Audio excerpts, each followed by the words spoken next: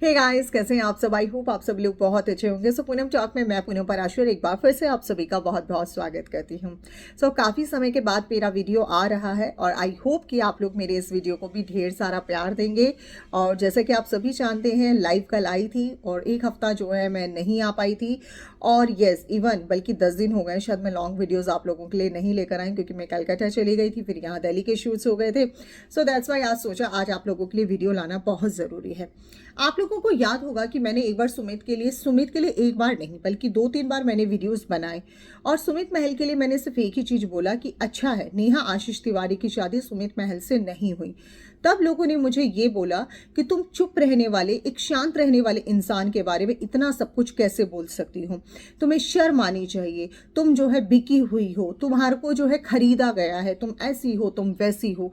लेकिन मैंने किसी का ना कमेंट डिलीट किया था, ना मैंने किसी को ये बोला था कि नहीं ऐसा है वैसा, मैंने कोई आर्ग्यूमेंट नहीं किया था। लेकिन मैंने एक बात ज़रूर बोली थी कि प्लीज़ आप लोग आइएगा और आकर जब आप लोगों को सच्चाई या खुद से आप लोगों को पता चले तो प्लीज़ मेरे कमेंट सेक्शन में आकर एक बार ज़रूर कुछ तो बोलकर जाइएगा, या ये बोलकर जाइएगा कि पूनम दीदी जो आप बोल रहे थे या पूनम जी जो आप बोल रहे थे वो सही था।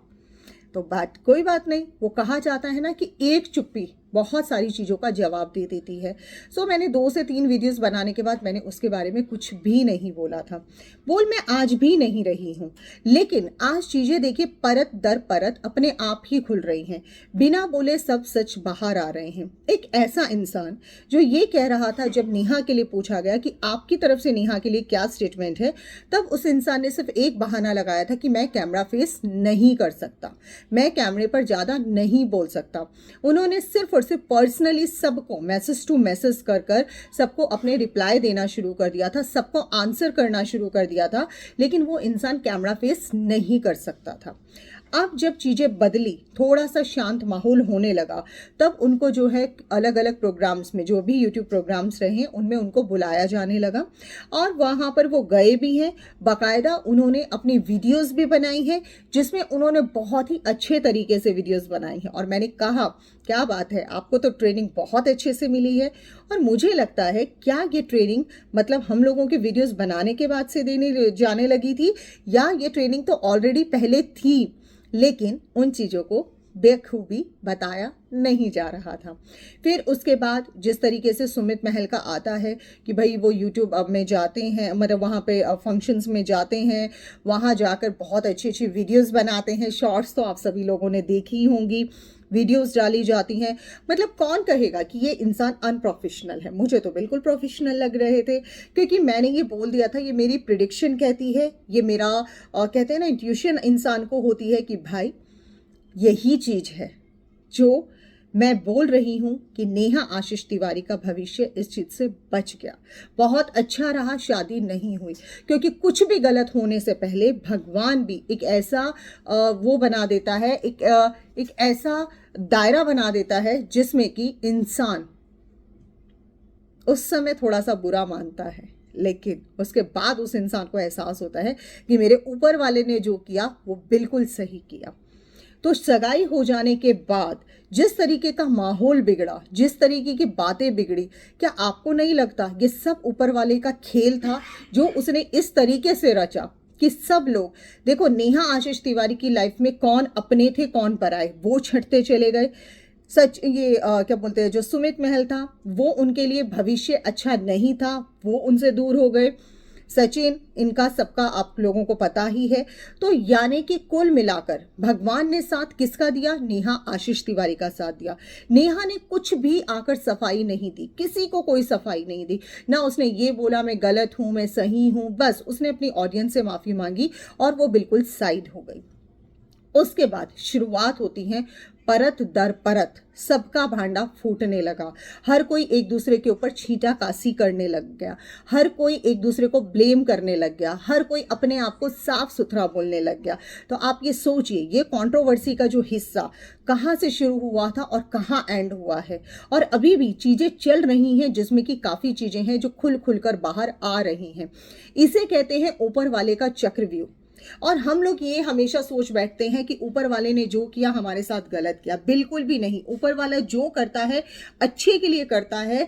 जो चीज़ें हमें बाद में एहसास होती हैं कि हाँ, हम शायद ऊपर वाले से मतलब बहुत वो कर रहे थे, हम बहुत गुस्सा थे, लेकिन ऊपर वाले ने बिल्कुल सही किया। अब आप मुझे एक बात बताइए, अभी जिस तरीके से अभी सुमित महल और इन लोगों का पूरा एक निकल कर आया कि लोग किस तरीके की पहले वीडियोस बनाते थे, वहाँ से इन्हें यूट्यूब अवार्ड्स मिले हैं, इतना सब कुछ हुआ है।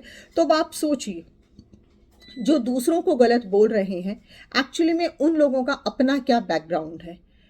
आप सोचिए, ये बैकग्राउंड जो लोगों का सोशल मीडिया पर है, हमने कुछ भी अपनी तरफ से नहीं बोल रहे हैं, हम लोग सब सोशल मीडिया की ही बात कर रहे हैं। ये सब ऑन सोशल मीडिया है और आप देखिए कितने कितने मिलियंस उस पर वीडियोस गए हैं।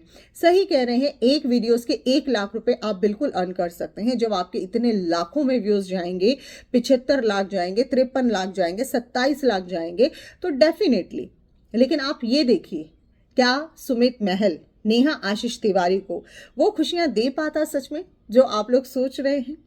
क्योंकि एक इंसान जो एक सही समय पे, कहा जाता है ना, बुरे समय पर अगर आप किसी का स्टैंड नहीं ले पा रहे तो आप उसके भविष्य में उसका हाथ थामने को क्या बोलोगे, मतलब नहीं थाम सकते आप।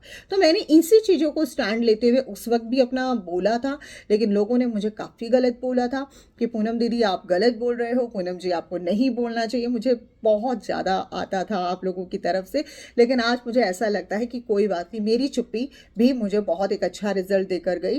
और आज देखिए, आज काफ़ी लोग मेरे कॉमेंट सेक्शन में आकर बोलते हैं कि पूनम दीदी आप बिल्कुल ठीक कहते थे।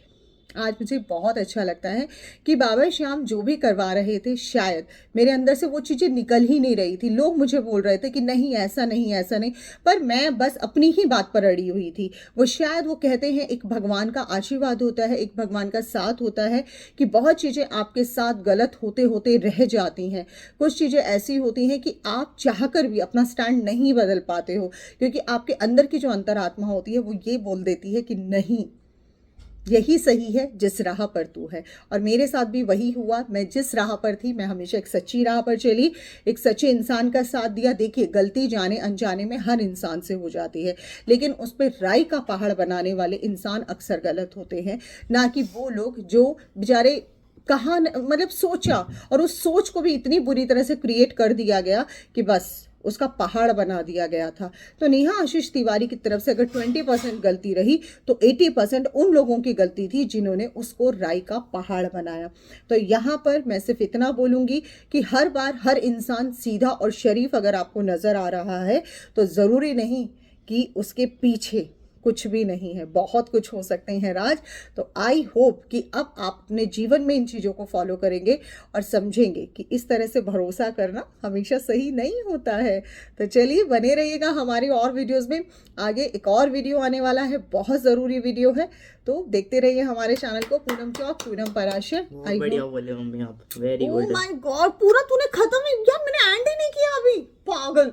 अरे वो मेरे साथ डालो ना। पागल नहीं नहीं, मुझे नहीं, पागल मत बन, अरे पीछे हट पागल। सो आई होप कि आप लोगों को हमारा आज का वीडियो पसंद आया होगा। सो फिर मिलेंगे एक नए वीडियो में, तब तक के लिए नमस्कार।